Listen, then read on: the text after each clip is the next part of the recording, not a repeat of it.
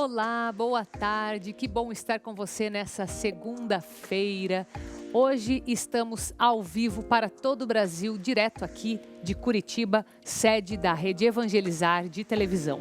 Eu falo para todo o Brasil via satélite, canal digital aberto para 1.374 cidades e também estamos no YouTube, TV Evangelizar Oficial.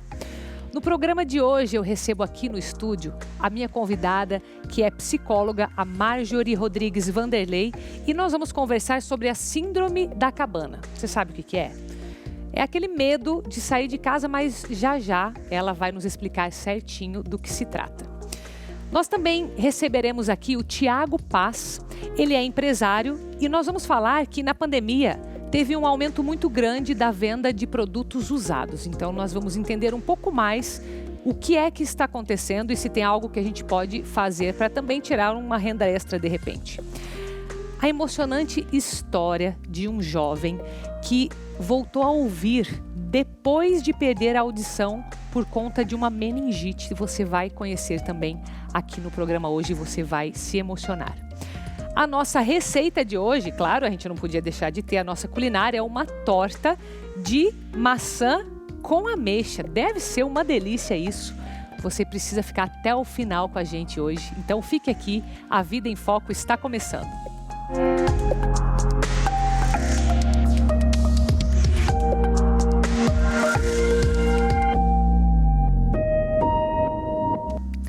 Vamos entender o que é essa Síndrome da Cabana. Que bom receber você, Marjorie, seja bem-vinda. Obrigada, boa tarde. A Marjorie Rodrigues Vanderlei é psicóloga, mestre em psicologia clínica pela Universidade Federal do Paraná e também é professora de psicologia na Faculdade Estácio Curitiba.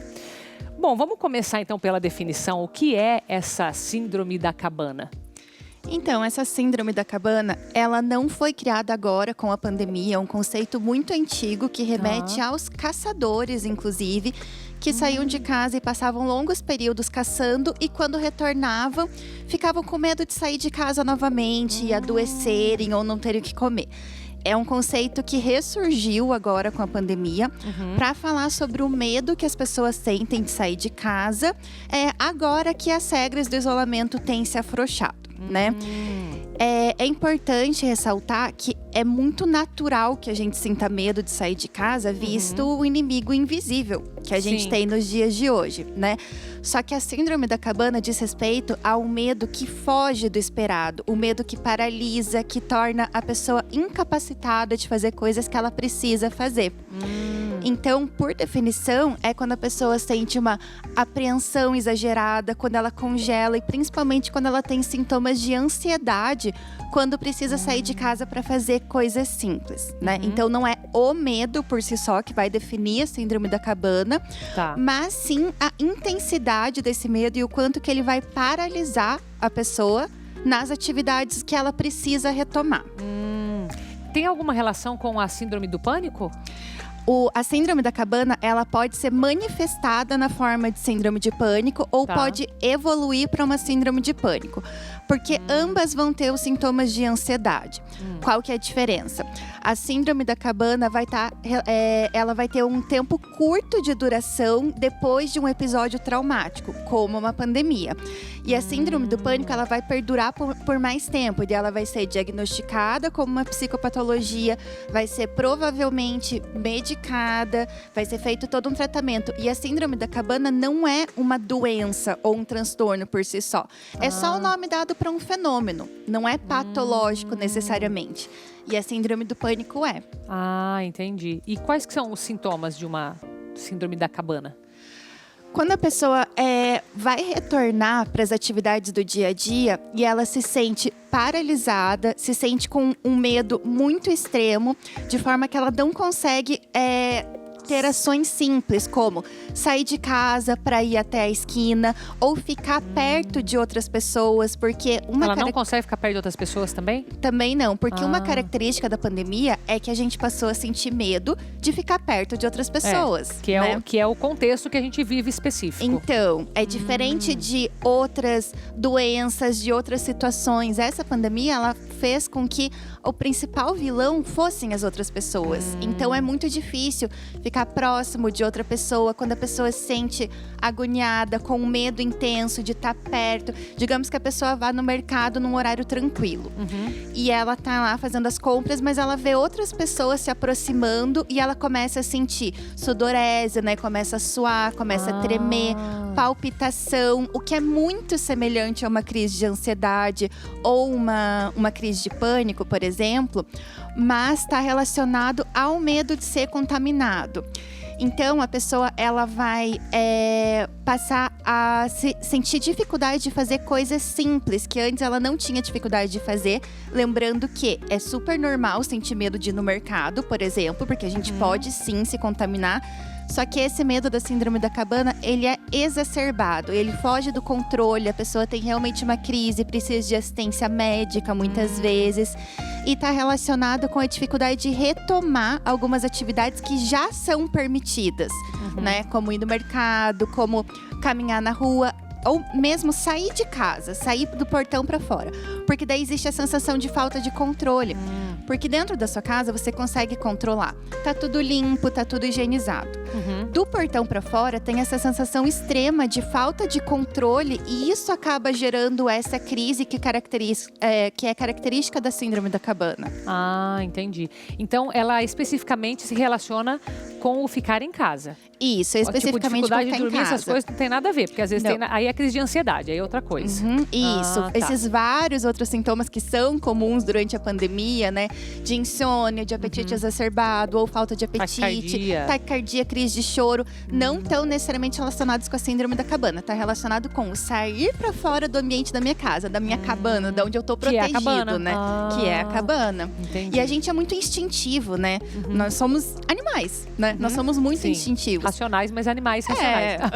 Então é muito comum que a gente sinta o instinto de sobrevivência mesmo. Não, eu não posso sair da minha casa porque só aqui eu tô protegido, né? E daí isso acaba aparecendo na forma de medo, que é talvez a emoção mais instintiva que a gente tem, mais primitiva mesmo, sabe? E tá todo mundo com medo, né? E isso às vezes pode aparecer na forma do medo de sair pra fora desse local que eu tô protegido, que eu tenho controle, que eu sei que tá tudo higienizado. Então é mais ou menos dessa forma. Tá. Marjorie, e o que é que as pessoas podem fazer, né? Vão pegar esse exemplo que você deu. A pessoa tá lá em casa, ela sente a proteção, então tá tudo bem. Mas, sei lá, começou a falar e vai sair uma vacina, não sei se tem a ver, né? Ah, saiu uma vacina, daqui a pouco vai poder começar a trabalhar de novo meio período. Enfim, vem aquela proximidade de uma vida normal de novo. E a pessoa percebe que, de repente, assistiu aqui nosso programa hoje e fala, ixi, tô com medo. O que ela pode fazer para melhorar isso? É muito esperado que as pessoas sintam medo de retomar para a vida normal, uma vez que a gente possa retomar. Então, os efeitos do pós-coronavírus vão ser muito grandes e dentre eles, provavelmente vai existir o medo de sair de casa, medo de retomar, medo de confiar numa possível vacina, medo de ficar sem máscara em público. Então, esse medo é muito esperado. Uma vez que a pessoa identifique que esse medo está sendo disfuncional, está fazendo com que ela não consiga exercer atividades simples do dia a dia que ela precisa exercer, uma coisa importante é tentar respeitar os limites. Ah, preciso ir no mercado. Mas será que não dá para pesquisar qual que é o horário que tem menos gente para ir no mercado, para ir voltando aos pouquinhos? Como qualquer pós-trauma, a gente precisa respeitar os nossos limites para que não fique mais traumático. E procurar ajuda, né?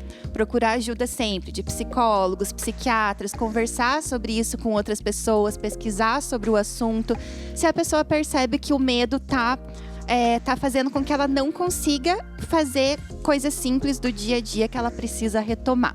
Nesses casos é preciso sim procurar ajuda, porque sozinho a gente, nem eu que sou psicóloga, nem ninguém consegue seguir em frente com uma dificuldade tão grande e que é real, que é orgânica, que é do corpo, né? Não é uma coisa imaginária ou inventada, é uma dificuldade real. Então precisa de ajuda como para qualquer outra dificuldade que a gente tenha. Tá, e só para ficar assim um pouco mais claro, quando você fala assim, as coisas simples do dia a dia, né? As atividades simples.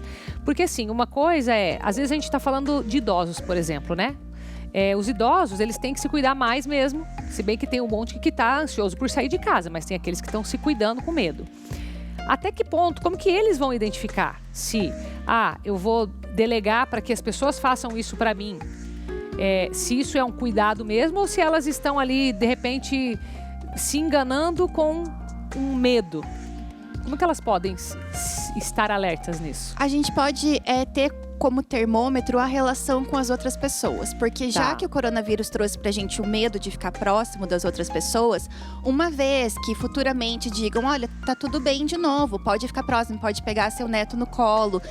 São coisas que que podem ser prazerosas para aquela pessoa. E se ainda assim ela se sentir receosa, o que é super esperado que aconteça, mas é importante se atentar a longo prazo, assim. Porque, vamos supor, primeira semana pós-pandemia, tô meio receoso de pegar meu neto no colo. É super normal. A gente, do mesmo jeito que a gente se adaptou e ficou habituado a ficar distante, é uma nova adaptação a ficar junto novamente. Agora, se a gente percebe que atividades que aquela pessoa idosa quer fazer, que ela sente falta, mas não tá conseguindo… Então ela tem a vontade de fazer, só que ela não tem a coragem de fazer. Isso, porque pense, uma coisa é pensar em voltar para um emprego que já não me fazia bem. Sim. Outra coisa é querendo trabalhar, querendo voltar a fazer as coisas e não conseguir. Tá, entendi. Agora entendi. Que bom, que bom. É bom a gente ficar alerta, porque se Deus quiser, a gente vai voltar logo com a vida normal, né? Então a gente já também precisa ficar preparado para saber o que fazer, né? Marjorie, muito obrigada pela tua presença aqui. Você fica com o portal.estácio.br e com o e-mail da marjorie.vanderlei@estácio.br. Muito obrigada, viu? Obrigada a você. Agora você vai ver uma história que eu tenho certeza que vai te emocionar. Com certeza vai me emocionar também, porque um jovem que não escutava antes por conta de uma meningite passou a escutar, e isso foi graças à solidariedade de uma pessoa que escutava a Rádio Evangelizar. Olha que interessante. Vamos conhecer essa história. Todos nós temos sonhos e o Lucas, de 17 anos, não é diferente. O sonho dele era conseguir ouvir. Lucas perdeu a audição após o diagnóstico de uma meningite aos 8 anos de idade. O hospital pequeno, não tinha muito o que fazer, falaram que era uma gripe forte. Tudo bem, voltamos para casa. Quando foi no domingo de noite, ele começou a chorar, que ele não estava ouvindo. Foi onde, na segunda-feira, a gente correu com ele para o Hospital de Clínicas. Ali começou a bateria de exame e constou que foi uma meningite que deu nele. E que a perca de um ouvido ainda tinha um pouquinho de chance, outra menos ainda. Célia percebeu uma piora auditiva do filho nos últimos meses. E após um pedido irrecusável, ela rezou por uma graça. E ele me falou para mim, mãe, você não consegue um novo aparelho? Eu falei, vamos conseguir. Só que eu não falo assim, vamos conseguir. Eu falo, Deus vai preparar. Em uma consulta de rotina, mãe e filho estavam perto da responsabilidade social da obra Evangelizar é Preciso. E foi aí que tudo começou. Conversei com a moça que estava na recepção, fiz o pedido ali tudo, vim embora. A assistente social encaminhou esse pedido para a Rádio Evangelizar AM no programa A Hora do Associado. O que eu pedi para os nossos ouvintes é que para cada um pensasse assim, se fosse um filho meu, com apenas 17 anos, se fosse um sobrinho, um afilhado, qual seria o meu sentimento de não poder ajudar alguém que está no começo da vida, tendo tudo ainda para descobrir, e por causa de uma meningite, que já foi a primeira batalha vencida dele, que é uma doença gravíssima, perder a audição. É uma sequela dessa doença. E a nossa surpresa foi um ouvinte lá dos Estados Unidos se ofereceu para fazer todo esse processo. Ele iria arcar com isso. Foi aí que tudo mudou e o sonho de Lucas começou a se tornar realidade. O ouvinte que doou prefere não ser identificado. A empresa Telesom já tinha essa vontade de ajudar antes e achou na história do Lucas uma bela oportunidade.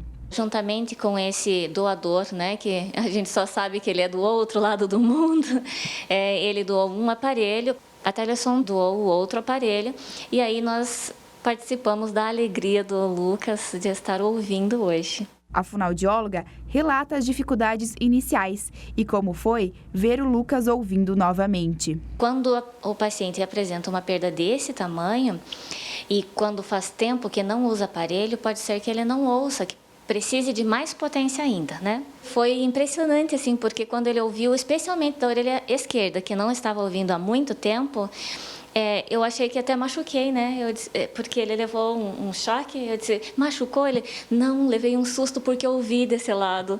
Então, para nós, assim, é uma alegria muito grande, para mim como profissional, porque a maior realização da minha vida como fono é devolver a audição para o paciente. E os sonhos de Lucas não pararam por aí. Além do aparelho auditivo, ele queria receber também o terço das Santas Chagas e a imagem de Jesus das Santas Chagas. Eu tenho certeza que agora ele vai ficar mais alegre. Ele até falou, mãe, eu vou arrumar um serviço para mim.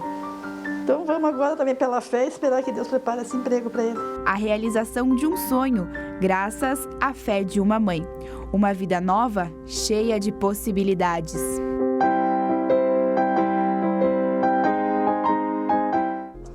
É tão bom ver uma história assim com um final feliz, né? E olha, eu falo assim, nessa hora a gente enche o peito assim para falar que orgulho de fazer parte dessa obra mesmo, viu? Porque você veja, às vezes a gente pensa que é só transmissão de rádio, é só transmissão de TV, e a gente está falando aqui de fé com obras, né? Com obras concretas. E, puxa, eu fico muito feliz de ver esse tipo de história. Obrigada, viu, Flávia Consoli?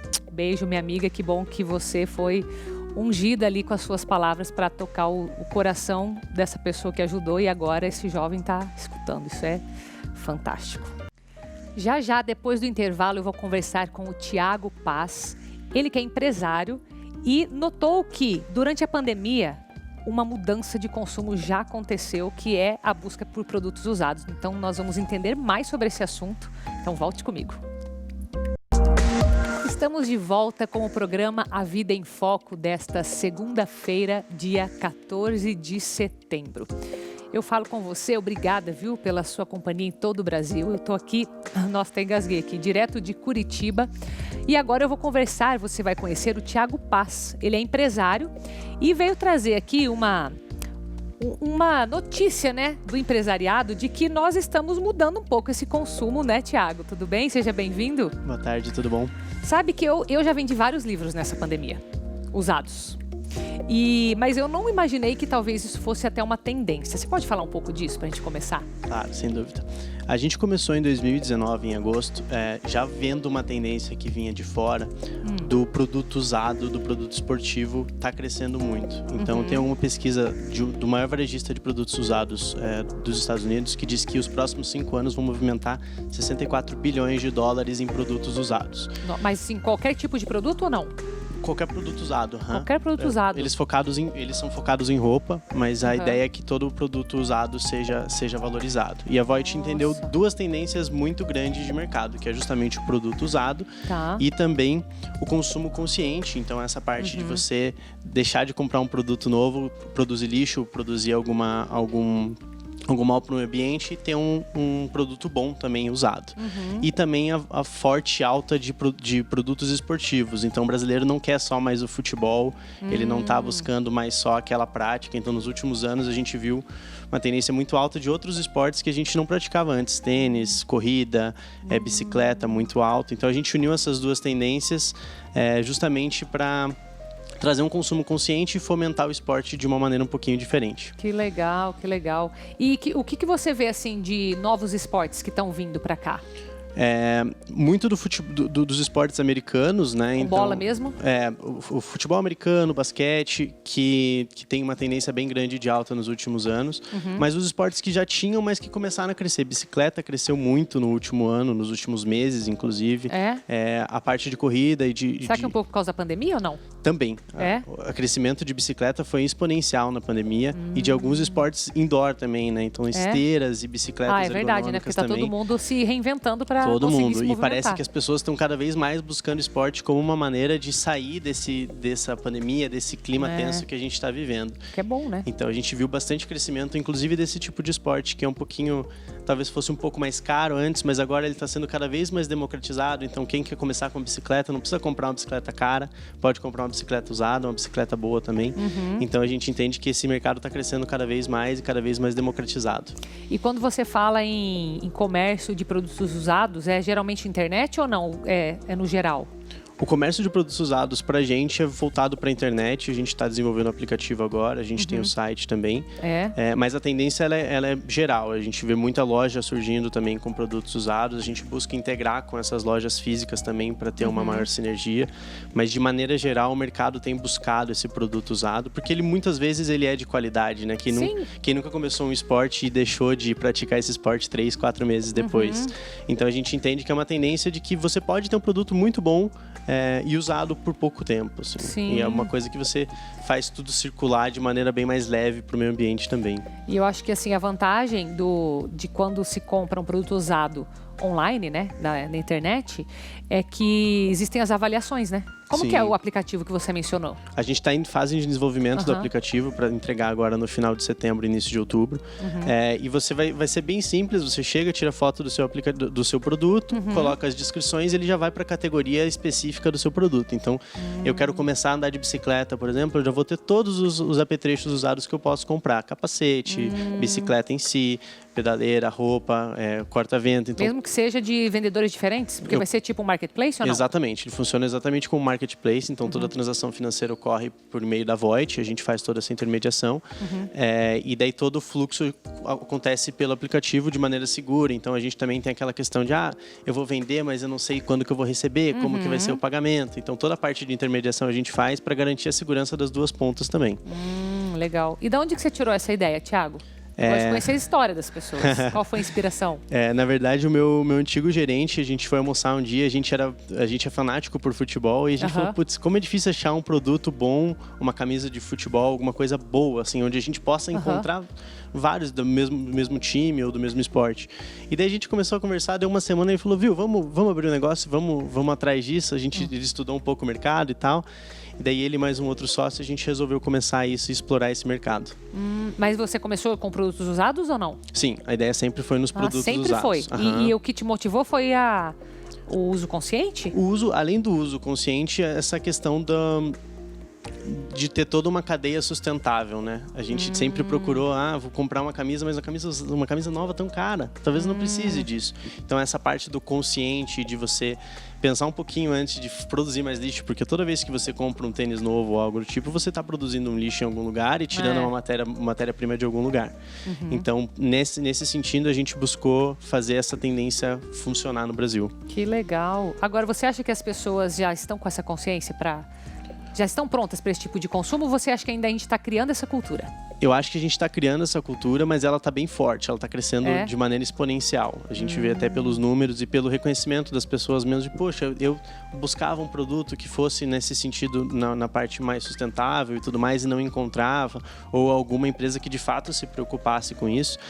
Então eu entendo que é uma tendência que não só para o produto esportivo usado, mas para todo o consumo a gente vê como uma tendência de um pouquinho mais de consciência, de economia circular, de usar o que a gente tem agora, né? E proteger um pouquinho mais o planeta. Agora, se por um lado a gente tem aquelas pessoas que procuram o produto usado, tem as que vendem, né? E eu acredito que, assim como eu pus lá alguns livros que estavam novos, mas que eu não já tinha lido, né? Ou nem tinha lido e coloquei para vender, acho que outras pessoas talvez pensaram numa renda extra assim também, não? Sim, sem dúvida. Tem uma pesquisa que diz que 38% dos brasileiros têm algo para vender em casa. Quantos por cento? 38%. 38? Pode vender alguma coisa com certeza você tem alguma coisa aí na tua casa para vender, hein? Olha direitinho lá. Todo mundo tem. Não sei se não é mais que 38%, hein? Exatamente. E a pesquisa também diz que, em média, o brasileiro conseguiria tirar R$4.000 médios de renda por que você tem usado. Então, peraí, fala de novo. R$4.000 de renda se vendesse o que você não usa em casa. Essa é a pesquisa que diz.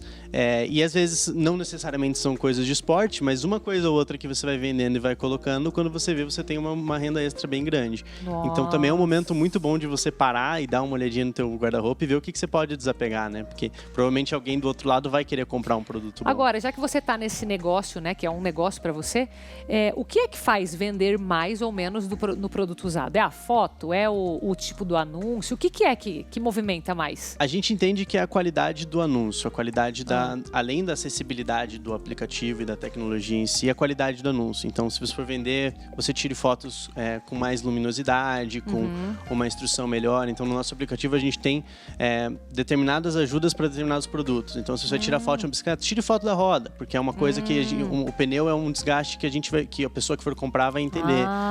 Se, por exemplo, na roupa, a gente foca muito. Qual que é a qualidade? Não é só usado ou novo. Qual que é a qualidade? Como que você avaliaria isso?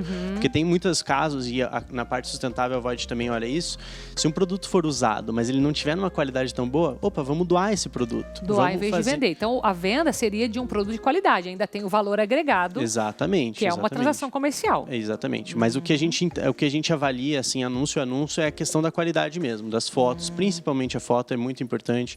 E é uma cultura que vem de fora, que no Japão você anuncia um produto colocando os defeitos dele e não as qualidades. E a gente tenta trazer isso um pouquinho dessa cultura pra gente. Tipo, tem uma amassada aqui na lataria da bicicleta. Exatamente. Então a minha bicicleta o pneu tá riscadinha. Com tanto tempo de uso. Exatamente. Então eles focam, lá fora eles focam muito nisso. Na coisa que tá com problema. Porque a coisa boa, se você for olhar no novo, você sabe o que ele tem de bom. Mas a parte ruim, não. Então a gente foca sempre, mostre muitos detalhes, seja muito transparente, né, no seu anúncio. Eu acho que é fundamental. Que legal, Thiago. Dicas valiosas, hein? Você tá no Instagram como @voit.co. Exatamente. E no site voit.co. Exatamente, que é o nosso marketplace hoje. Muito obrigada, viu, pela tua presença. Obrigado. Muito obrigada mesmo. Agora você vai aprender a nossa deliciosa torta de maçã com ameixa, porque chegou a hora da nossa culinária. Olá, meu nome é Graciane Stahl, eu sou chefe de cozinha e eu vim aqui hoje no Divina Receita ensiná-los a fazer uma torta de maçã com ameixa.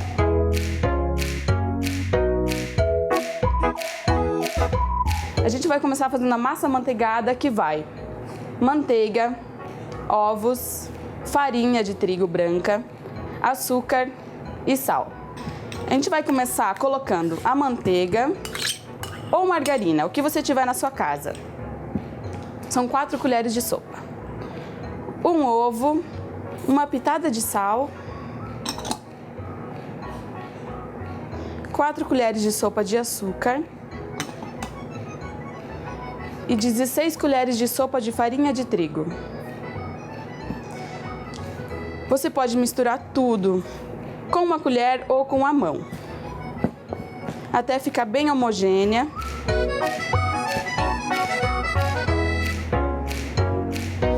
Já deixei uma massinha pronta aqui para mostrar para vocês. Ela vai ficar dessa forma. Eu vou ensiná-los a colocar numa forma.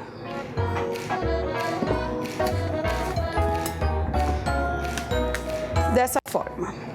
Coloca a massa e vai apertando até cobrir todo o fundo e as laterais da forma. Você não precisa untar a forma e também não precisa ser uma forma de fundo removível. Se for, é mais fácil para você, mas não é necessário.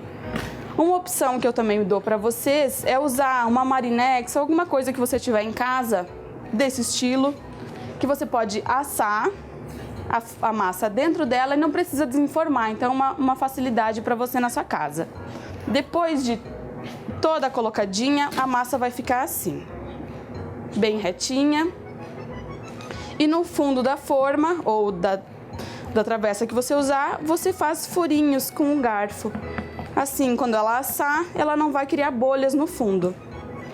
Dessa forma, ela vai ser assada a 180 graus por aproximadamente 25 minutos. Você vai ver que ela vai começar a dar uma douradinha no forno, então ela está no ponto certo. Enquanto a massa assa, a gente vai fazer a maçã. Nós vamos usar 4 maçãs Fuji, açúcar, vinho branco e água. Vamos colocar numa panela as maçãs picadas em fatias, sem casca, o açúcar, são 4 colheres de sopa de açúcar, e o vinho branco. O vinho branco pode ser qualquer vinho que você compra no mercado, que você tem em casa, pode ser daquele bem baratinho, o que importa é colocá-lo para dar um sabor especial. E um pouquinho de água, meio copo de água basta. Dessa forma, você dá uma mexidinha e leva ao fogo por aproximadamente 30 minutos. Quando você vê que ela começar a esbranquiçar, fica transparente, ela está no ponto certo de cocção. Depois de cozida, esse é o ponto que ela fica, levemente transparente e já absorveu todo o açúcar e o vinho. Agora a gente tira do fogo e deixa esfriar para continuar montando a nossa torta. A próxima etapa é a ameixa. Essa é a ameixa que você compra em mercado, em casas especializadas, preta e sem caroço. Você vai levar ela para cozinhar com um pouquinho de água. A água que basta só para cobri-la. Assim que esfriar, você pode passá-la ou no liquidificador ou no triturador e ela vai ficar com essa consistência pastosa. Ela tem um sabor muito específico, azedinho, então vai contrastar super bem com o vinho e o açúcar da maçã. A minha massa eu já tirei do forno, assadinha. Nesse caso eu vou desenformá-la para vocês verem como ela fica, mas se quiser pode deixar na forma sem problema nenhum. Sai super fácil a massa, não precisa untar a forma. E a gente vai começar a montagem da nossa torta. Lembrando que são 4 maçãs picadinhas. Se a sua família for maior, você pode usar quantas maçãs quiser, então vai aumentando a receita conforme a necessidade. Você deixa a maçã bem colocadinha e o próximo passo é a ameixa. Veja como ela fica super pastosa.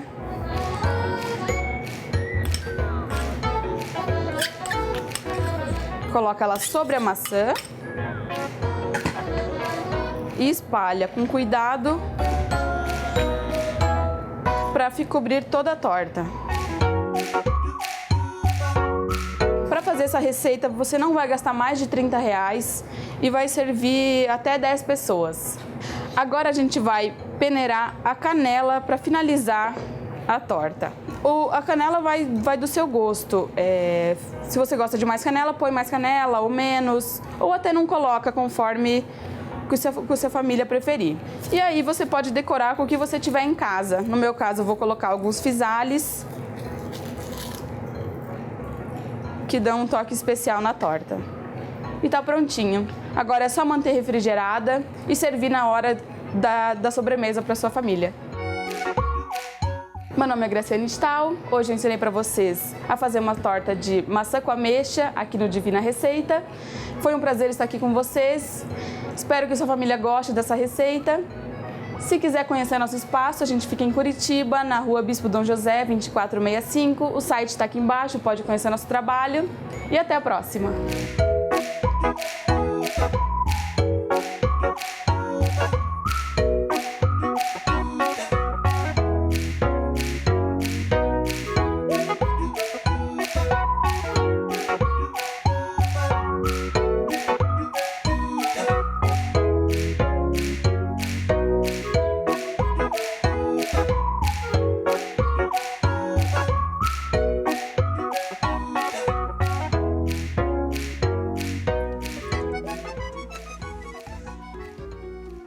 Você reparou que essa torta é puro recheio, né?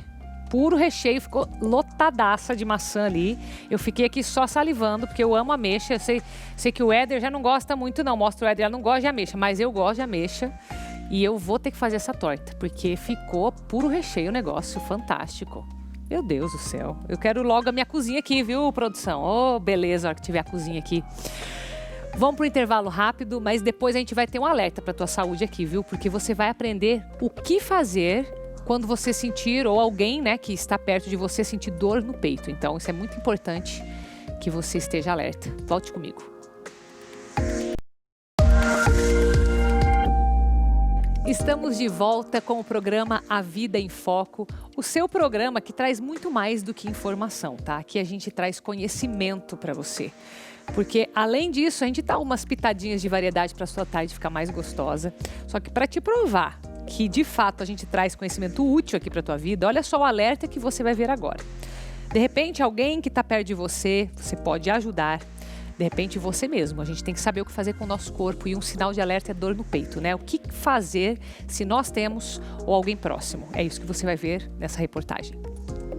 Eu vinha sentindo uma dor, né, diária e psicologicamente eu sempre ficava, né, dor de estômago, então eu tomava boldo para poder tentar aliviar a dor. E ele foi, ao longo do tempo, essa dor foi aumentando, né? Então, no sábado, que foi quando eu tive o infarto, né, eu levantei de manhã, já não estava me sentindo muito bem e fui para a chácara. Foi almoçar, o peito explodiu, aquela dor assim que parecia que estava rasgando o peito, né, que não tinha como suportar, e daí eu falei para minha esposa, me leve urgente para o hospital que eu não estou passando bem. A dor no peito, descrita por Célio, é a famosa angina. A angina do peito é considerada todo sintoma de dor no peito, onde o paciente, ao caminhar, ao fazer um exercício, emoções fortes, ele desenvolve um aperto no peito, uma contração no peito. Essa dor demora de 3 a 5 minutos, porém pode estender, e ao estender é um sinal de gravidade, né? Ao se aproximar de 20 minutos, meia hora, e esse aperto, essa opressão pode ser acompanhada de palpitação, falta de ar, de suor, palidez, e esses são os sinais primordiais que a pessoa tem que ficar atento a um problema coronariano. A angina, que é uma dor intensa no peito, é considerada um sintoma do infarto. No Brasil, a cada minuto uma pessoa infarta e a cada 2 minutos alguém morre em decorrência do problema. Causada pelo estreitamento das artérias que levam sangue ao coração, a angina provoca deficiência no suprimento de nutrientes e de oxigênio cardíaco.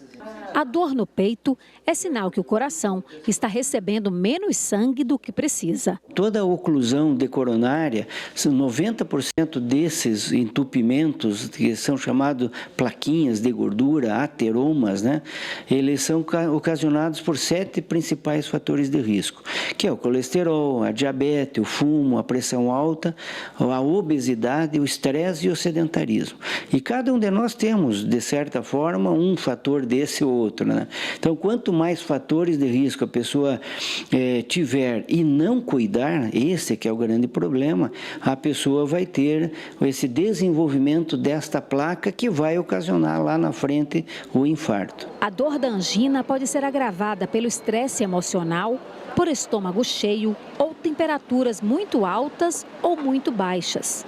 Silenciosa e com altos riscos, a angina do peito virou tema de uma campanha internacional que envolve o Brasil e mais 62 países. Nós, da Sociedade Brasileira de Cardiologia, estamos dando apoio a essa campanha que é internacional nesses 62 países, conscientizando o que é a angina, os tratamentos, a necessidade de ir rápido a um setor de emergência, a necessidade da pessoa cuidar dos seus fatores de risco para que não tenha o infarto. E é fundamental que as pessoas, ao ter esse sinal de infarto, venham a um hospital, a uma emergência, o mais breve possível, não perder tempo, porque senão o músculo vai deteriorando, ele vai perdendo a função da célula, chamado necrose.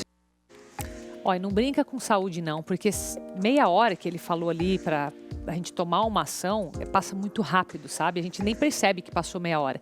E vários especialistas que a gente já recebeu aqui no estúdio já falaram que o tempo nessa hora é o que às vezes salva uma pessoa. Então não brinca com isso não, fica alerta. É melhor você ir à toa, entendeu? Chegar lá e não era nada. Que bom, né? Que não era nada. Tem que ser assim mesmo. Agora vamos conhecer um pouco mais sobre uma família de agricultores do noroeste do Paraná, em Marialva. Conheço Marialva também, viu? Ó, já passei por lá, tem uma uva gigante lá na entrada, aquela estrada que você pega aqui pro norte do Paraná. E eles estão ganhando mercado, sabe com o quê? Uva sem semente. É isso que eles estão fazendo agora, vamos conhecer.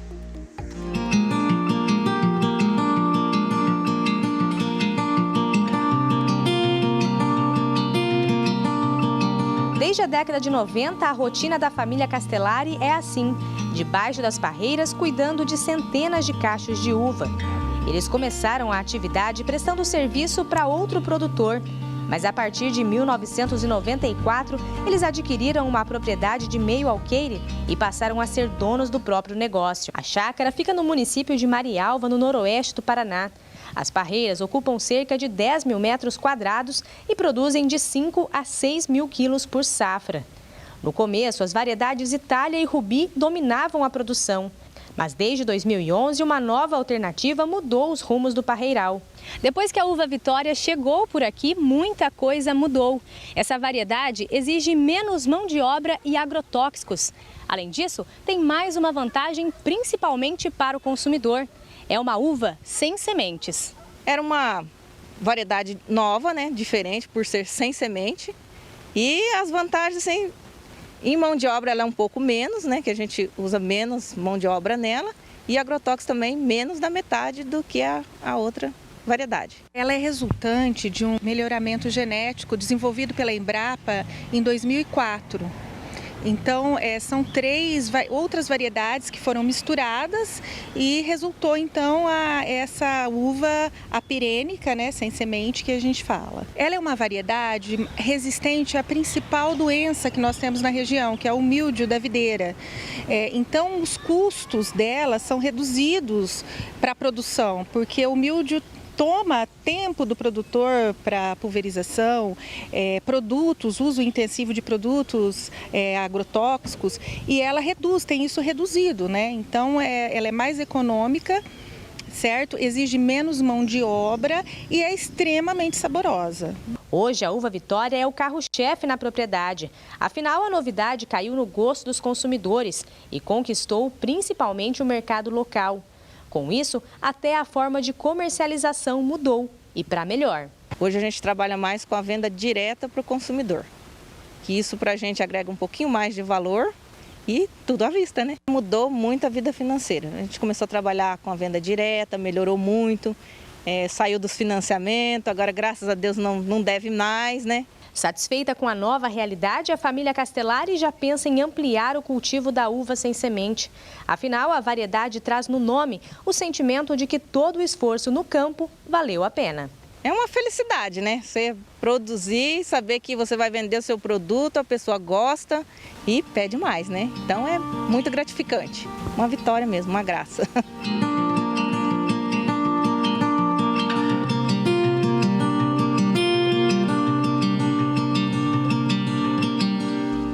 Que legal, né? E que bonita essa produção de uvas ali, super bem feito, bem cuidado. Olha, que parabéns para vocês aí, família de agricultores aí do noroeste do Paraná. Marialva, abraço, Marialva. Agora você vai conhecer um pouco mais o nosso quadro Evangelizar Ensina sobre a floresta amazônica. Sabe que ela é uma floresta internacionalmente reconhecida pelas belezas naturais, por tudo que se pode ser extraído dali. E a maior parte fica no Brasil. Não é só no Brasil, mas a maior parte está aqui. E, inclusive, ela é reconhecida como uma reserva genética da Terra. Vamos saber mais agora sobre floresta amazônica. Este é o planeta Terra. E essa porção é a Amazônia. Considerada a maior floresta tropical do mundo, ela representa 10% de toda a biomassa do nosso planeta. Muitos a consideram o pulmão do mundo. A Amazônia abrange 9 países da América do Sul. A maior parte dela está no Brasil. A Amazônia Legal, como é chamada, corresponde a cerca de 58,9% do nosso território e está distribuída em 9 estados brasileiros. A Amazônia é uma região muito vasta e rica em recursos naturais. Nela, existem cerca de 400 bilhões de árvores dos mais variados tamanhos. Há também uma enorme quantidade de organismos, desde pequenos insetos a grandes mamíferos. Além da variedade de seres biológicos, a região conta com muitos rios. Juntos, eles formam a maior reserva de água doce de superfície disponível no mundo. No céu da Amazônia também há muita água. Você já ouviu falar dos rios voadores? As plantas da floresta amazônica liberam uma quantidade enorme de água na atmosfera e parte dessa água chega a outras regiões. Os rios voadores, como são chamados, são massas de vapor de água que a Amazônia lança na atmosfera. Mesmo invisíveis, os rios voadores são capazes de carregar mais água do que os próprios rios e riachos da região. São muitos os cientistas que se dedicam ao estudo desse rico bioma. É necessário ter a consciência de que os recursos que a Amazônia nos oferece podem um dia se esgotar. Será que os nossos descendentes vão conhecer essa rica Amazônia que nós conhecemos hoje? Precisamos pensar no futuro, precisamos preservar a Amazônia. Espero que tenham gostado. Te encontro num próximo Evangelizar Ensina. Até!